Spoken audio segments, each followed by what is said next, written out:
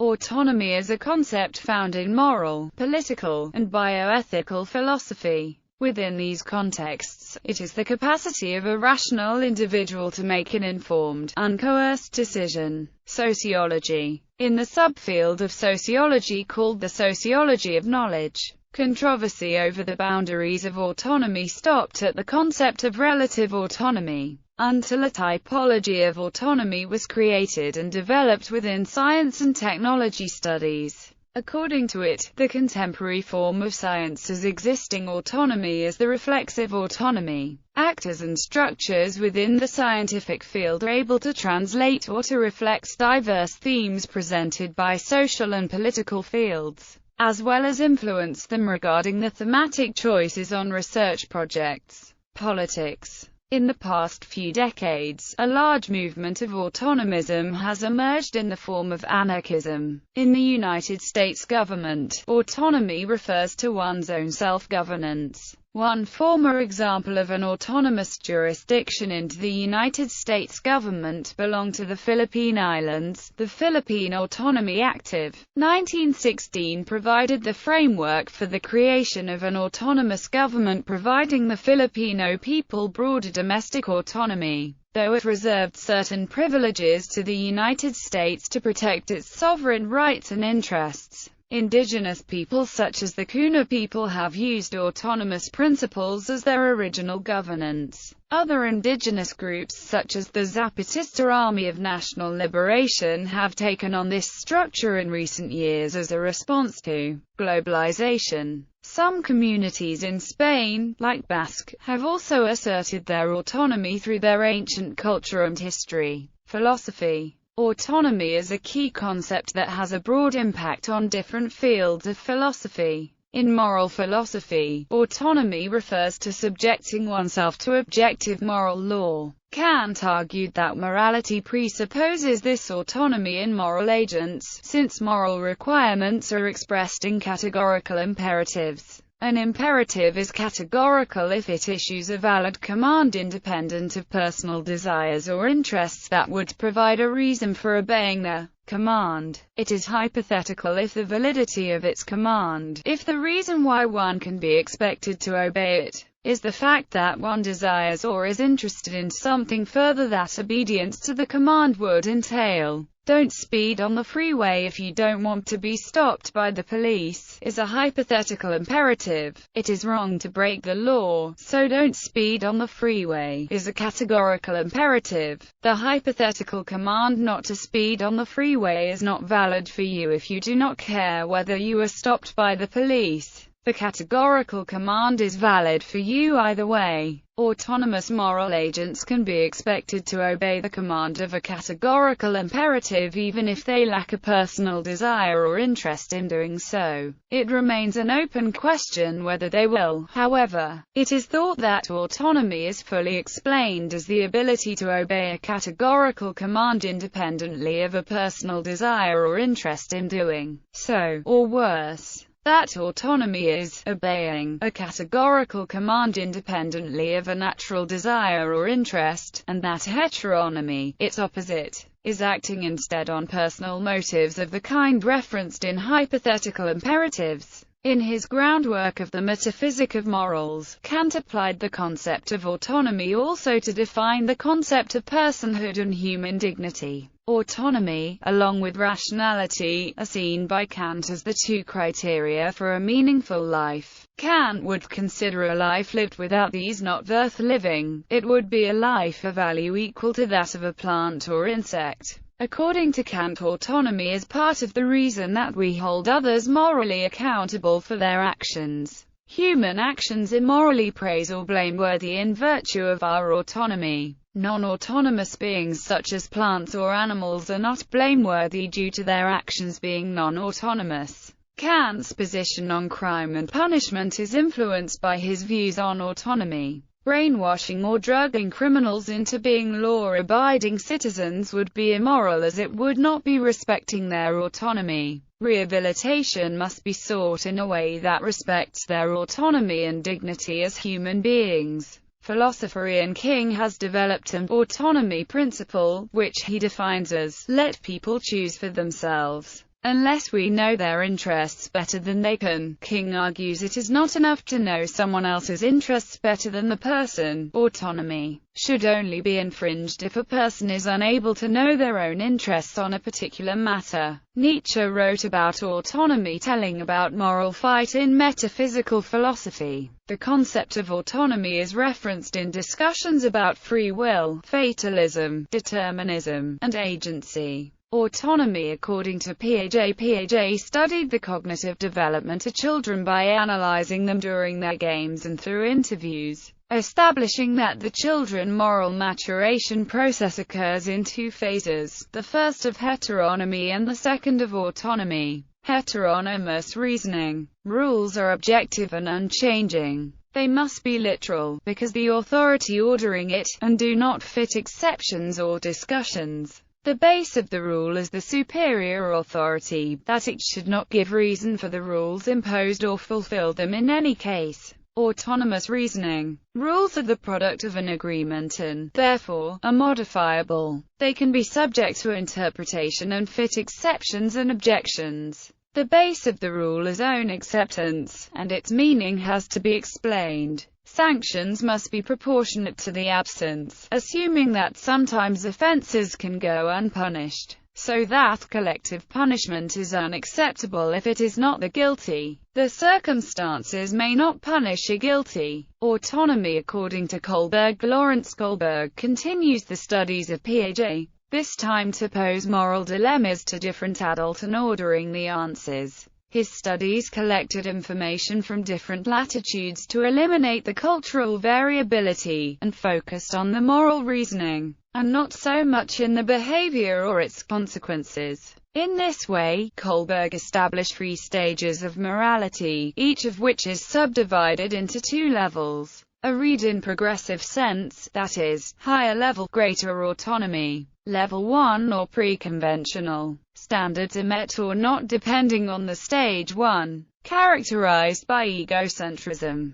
The rulers obey to avoid punishment or to obtain a prize. Stage 2. Moral, individualistic and instrumental. There is an exchange of interests, but always under the point of view of the convenience. Level 2 or conventional. Rules are obeyed according to the established order. Stage 3. Moral, in accordance with the social rule. The rulers obey to obtain the approval of the primary group, well defined by the near-affective relationships. Stage 4. Moral, in accordance with a specific system, or the need of a social system. Laws and order are prioritized. Level 3 or post-conventional. Moral behavior is governed by rational judgment, derived from a conscious reflection on the recognition of the value of the individual inside a conventionally established society. Stage 5. There is a perspective of a just society, established in basics universal values. Stage 6. The rule is accomplished when there is respect for the universal's values and if they are not disobey. Religion. In the polity of the Orthodox Church, the term autonomous describes a type of church body. A church that is autonomous has its highest-ranking bishop, such as an archbishop or metropolitan, appointed by the patriarch of the mother church from which it was granted its autonomy, but is self-governing in all other respects. Medicine. In a medical context, respect for a patient's personal autonomy is considered one of many fundamental ethical principles in medicine. Autonomy can be defined as the ability of the person to make his or her own decisions.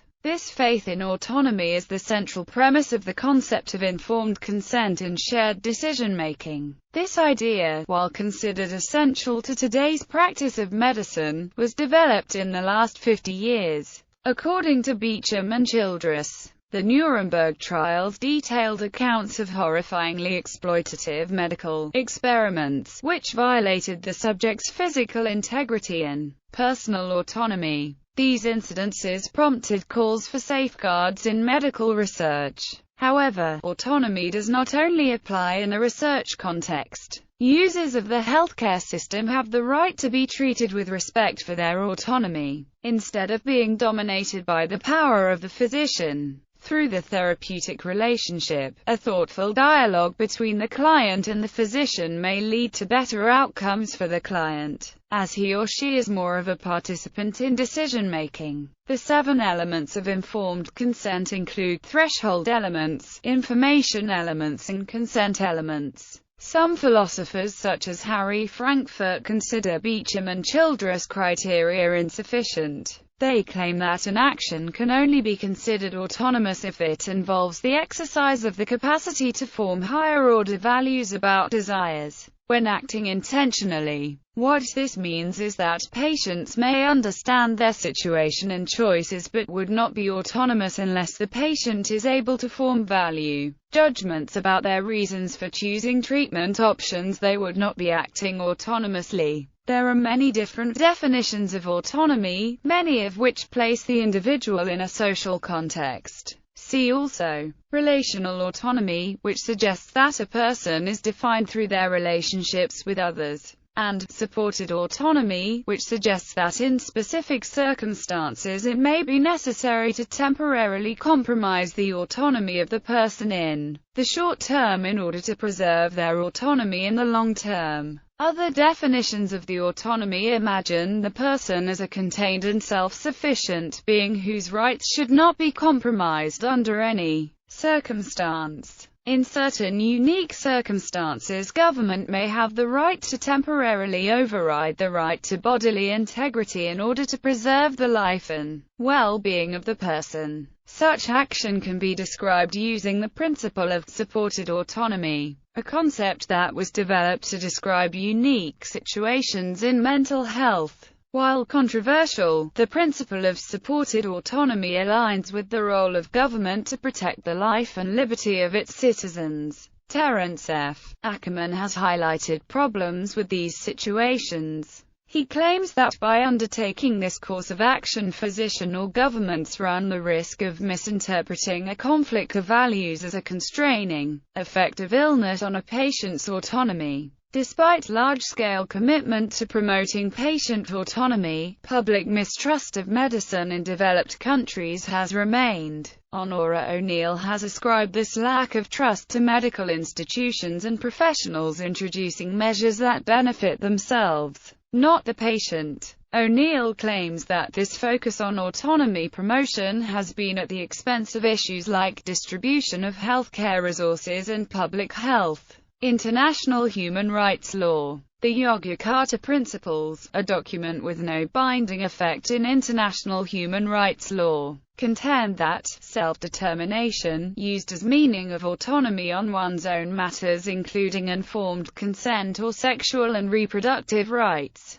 is integral for one's self-defined or gender identity and refused any medical procedures as a requirement for legal recognition of the gender identity of transgender. If eventually accepted by the international community in a treaty, this would make these ideas human rights in the law. The Convention on the Rights of Persons with Disabilities also defines autonomy as principles of rights of a person with disability including the freedom to make one's own choices and independence of persons. Robotics autonomy or autonomous behavior is a contentious term in reference to unmanned vehicles due to the poor understanding of whether something acting without outside commands is doing so through its own ability to make decisions or through a method of decision-making pre-programmed into it. It is a quality which is rather abstract in nature and rather difficult to measure. The word is used only in an analogical sense at this point, and the analogical application carries very little of the primary content, which refers to moral choices of rational beings.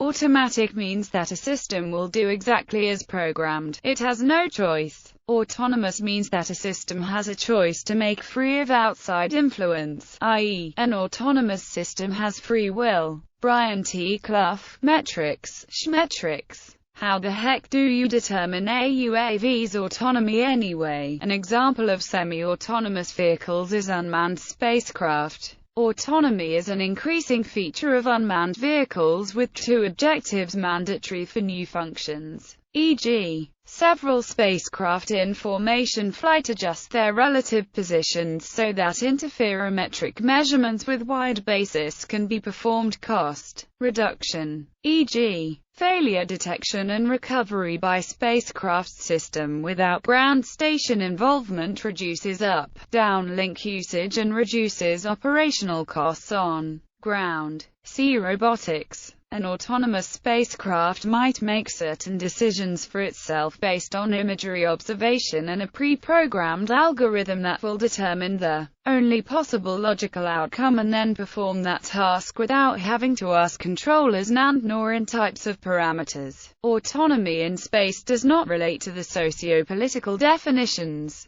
Here we are talking about a device that can make basic or convoluted decisions based on logic. See X-37B military space plane for an example. To have true autonomy, however, a device would need to have a longer leash, being able to complete complex missions without human intradirection. Such a system would, say, further automate the other elements of the total process, making the whole of the system larger by including more devices that multi-communicate with each other without involving ground-based technicians or communications. For example, if they automated the ground-based tracking and control sending or included additional satellites or spaceplanes or other devices, the X-37B missions could someday become totally autonomous. Basically, send it on a mission and recover it when it lands. Obviously, autonomy here too has its authority hierarchy, whereby command override